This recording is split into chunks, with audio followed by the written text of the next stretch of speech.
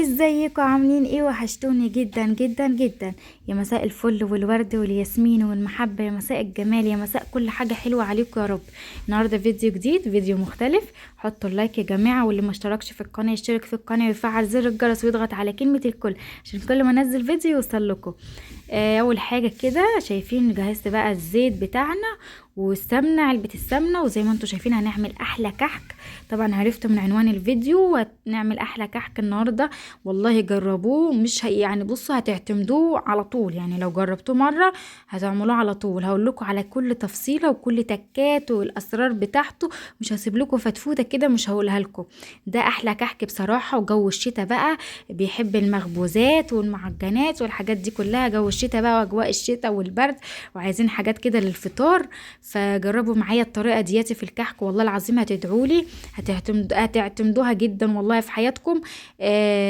يعني انا اساسا المقربين مني والله بيسالوني على الطريقه دي، يعني كل المقربين مني عايزين الطريقه، عايزين طريقه مامتك في الكحك، عايزين طريقه مامتك في الكحك. مامتك بتعمل الكحك ازاي؟ اختلاف مختلف تماما، مختلف تماما عن اي كحك. والله العظيم بيبقى عامل زي البقسماط كده، بيبقى حاجه دايبه، حاجه كده مقرمشه. جربوها وهتدعولي. هنا بقى معيار السمسم ده، السمسم طبعا حبة سمسم كده حلوين زي ما تحبي، حبة سمسم حلوين كده بتحطيهم في العجين. هنا معيار الكحك بتاعنا اللي احنا عملناه النهاردة 3 علب كبار دقيق. عارفين علبة السمنة الكبيرة اللي بنجيبها 3 كيلو، احنا بقى بنعاير بها الدقيق. هوريكم دلوقتي، هوريكم المعيار بتاعنا، يعني هوريكم هيجي دلوقتي المعيار. احنا بنعاير اهو، شايفين علبة السمنة 3 كيلو دي بعاير بيها 3 كبار، 3 كبار.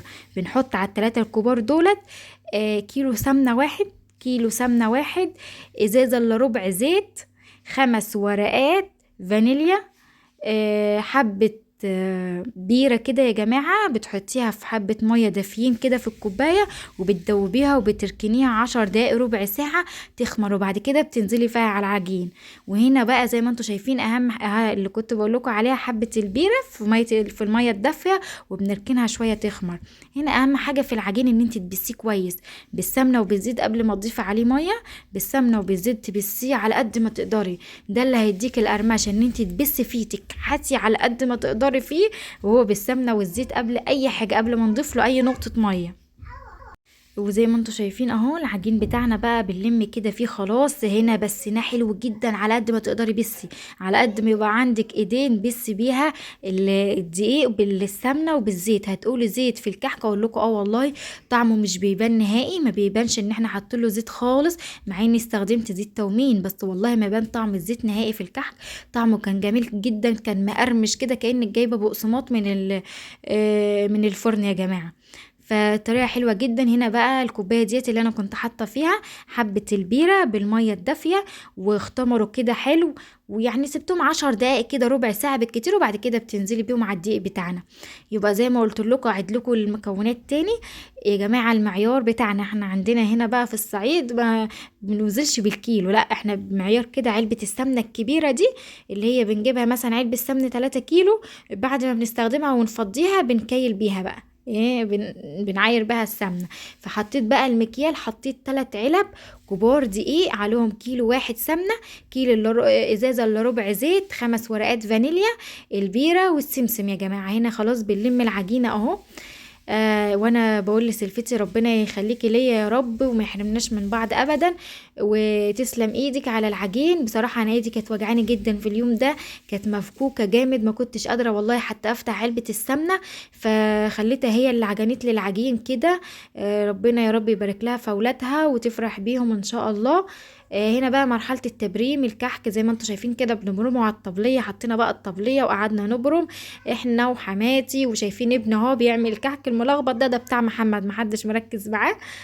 محمد عمل كام واحده كده ملخبطين ابني، فقلت يعني سيبته كده يفرح، وقاعد وسطينا كده بيعمل في الكحك، خلوته يعمل وسطينا. هنا بقى انا اللي بسوي هنا قدام الفرن، ايدي بقى كانت وجعاني ما عجنتش، بس قعدت بقى اسوي انا الكحك قدام الفرن زي ما انتم شايفين كده. جميل والله العظيم جدا. جربوا الطريقه دي. انا كل اللي يجرب الطريقه دي، يعني كل اللي يدوق كحك ماما يقول لي عايزين السر، عايزين الطريقه، عايزين السر. انا جبت لكم السر بتاعها، الطريقه بتاعتها.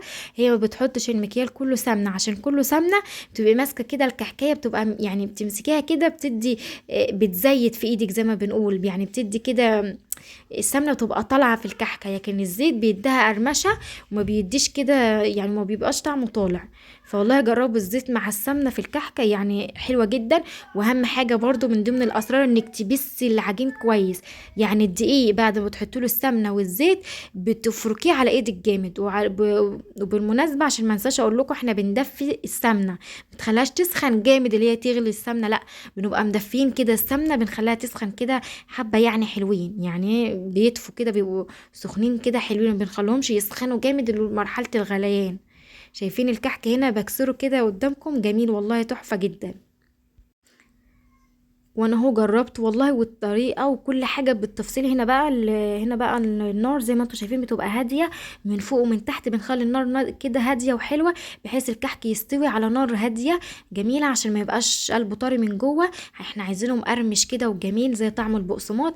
جربوا الطريقه دي والله العظيم هتدعولي. هنا اخر حاجه كنت بقى بغسل الصواني قبل ما اطلع. شايفين هنا المكان ده بيتنا بقى جوه كده القديم، احنا بنعمل فيه كل حاجه، الخبيز كل حاجه بنعملها فيه. ويلا بقى سلام.